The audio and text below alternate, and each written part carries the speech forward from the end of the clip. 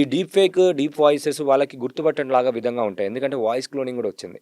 ఇప్పుడు మీ 5 సెకండ్లు 10 సెకండ్లు వాయిస్ నాకు ఎక్కడైనా దొరికితే నేను దాన్ని క్లోన్ చేసేయచ్చు. మీరు మాట్లాడుతున్నట్టు చేయొచ్చు.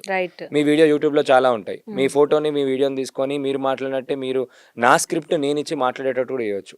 5 నిమిషాల లోపు గతంలో కొంతవరకు డిఫరెన్స్ కనిపించేది. బట్ ఈ రీసెంట్ డేస్ లో అవి కూడా అక్యురసీ పెరిగిపోయింది. అండ్ ఇది గవర్నమెంట్ నుంచే చేంజెస్ జరగాలి. అటువంటి ఏ టూల్స్ చాలా వచ్చేసాయి మార్కెట్ లో.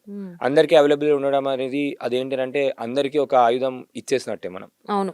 సో ఎటువంటి సిచ్యువేషన్స్ లో అయినా కూడా మిస్లీడ్ అవ్వడానికి ఇన్ఫర్మేషన్ అనేది చాలా దిస్టింగ్ ఉంటుంది. అండ్ ఇంకోటి ఏంటంటే మేజర్ గా పీపుల్ వాట్సాప్ లో వచ్చినప్పుడు దాన్ని గుర్తుపట్టడం కష్టం. వాట్సాప్ లో వచ్చినప్పుడు మనం ఏమనుకుంటాము, ఎప్పుడో నిద్రలో పడుకున్నప్పుడు యాడ్ చూస్తూ ఉంటాము. లిప్సింక్ ఉందా లేదా చూడము, ఓకే వైట్ బ్లషెస్ వస్తున్నాయా లేదా చూడము, ఓకే కరెక్టేనా కాదా అని చెప్పి చెక్ చేసుకోము. ఇమీడియట్ గా మనం కట్టాలేమో మస్తు సార్లు వస్తుంది అందరు పెడుతున్నారు అని చెప్పి ఆ ఫోమోతో ఆటోమేటిక్ గా పెట్టేస్తారు.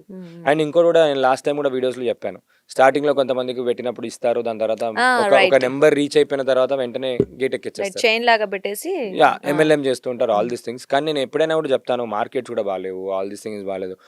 ఉన్న డబ్బుల్ని ఒకసారి చేసేటప్పుడు ఇన్వెస్ట్ చేస్తున్నప్పుడు ఆల్ దీస్ థింగ్స్ లో ఒకసారి ఆచితూచి ఆలోచించడం అనేది బెటర్. డెఫినెట్లీ అండి. ఎనీథింగ్. ఎందుకంటే market is also not that much great.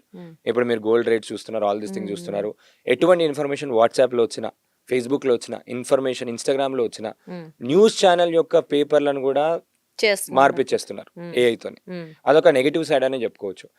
Information యొక్క సోర్స్ ఏంటి, ఎక్కడి నుంచి వచ్చింది, అది జెన్యూనా కాదా అని చెక్ చేసుకోవడం అయితే 100% డబుల్ చెక్ చేసుకోమని చెప్తున్నాను. సో ఎలా అంటే చాలా కామన్ పీపుల్ సెర్చ్ చేయండి. ఇప్పుడు ఫర్ ఎగ్జాంపుల్ మీకు స్కీమ్ వచ్చింది, ఇప్పుడు పబ్లిక్ స్కీమ్ వచ్చింది అని అంటే ప్రతి ఒక్కరికి తెలుస్తుంది. మీ సేవా సెంటర్ లో వెళ్ళి కనుక్కోవచ్చు, కలెక్టర్ ఆఫీస్ లో కనుక్కోవచ్చు, డిస్ట్రిక్ట్ ఆఫీసర్స్ ఎవరైతే ఉంటారో డిఈఓస్ వాళ్ళు, డిస్ట్రిక్ట్ ఇన్ఫర్మేషన్ ఆఫీసర్స్ ఉంటారు, వాళ్ళ దగ్గర వెళ్ళి కనుక్కోవచ్చు, గవర్నమెంట్ యొక్క కేంద్రాల్లో కనుక్కోవచ్చు, ఏమైనా పై అధికారులను కనుక్కోవచ్చు. న్యూస్ పేపర్ లో వచ్చిందా, అంత పెద్ద స్కీమ్ వచ్చినప్పుడు సోషల్ మీడియాలో కాదు కదా, న్యూస్ పేపర్ లో వస్తుంది కదా, దానికి టోల్ ఫ్రీ సెంటర్ ఉంటుంది. అదేమన్నా పిఎం రిలేటెడ్ స్కీమ్ అయినప్పుడు అందరు గవర్నమెంట్ లో బ్యాంకులలో కూడా తెలుస్తుంది. సో ఇది నిజమేనా కాదా అని చెప్పి వెళ్ళినప్పుడు అప్పుడు ఆటోమేటిక్ గా తెలిసిపోతుంది. అఫీషియల్ వెబ్సైట్స్ కూడా మీరు లాస్ట్ టైం చూసినప్పుడు మనకి లాస్ట్ వీడియోలో మనం డిస్కస్ చేసాము, హరిత వెబ్సైట్ క్లోన్ చేసి వాళ్ళు పేమెంట్స్ తీసేసుకున్నారు. All these things. Official website కూడా నాలెడ్జ్ ఉంటే చూడమని చెప్తాను. అది నిజమైన వెబ్సైటా కాదా అని చెప్పి మళ్ళీ డబుల్ చెక్ చేసుకోవడం ఇంపార్టెంట్. ఏమైపోయింది అంటే ఇక్కడ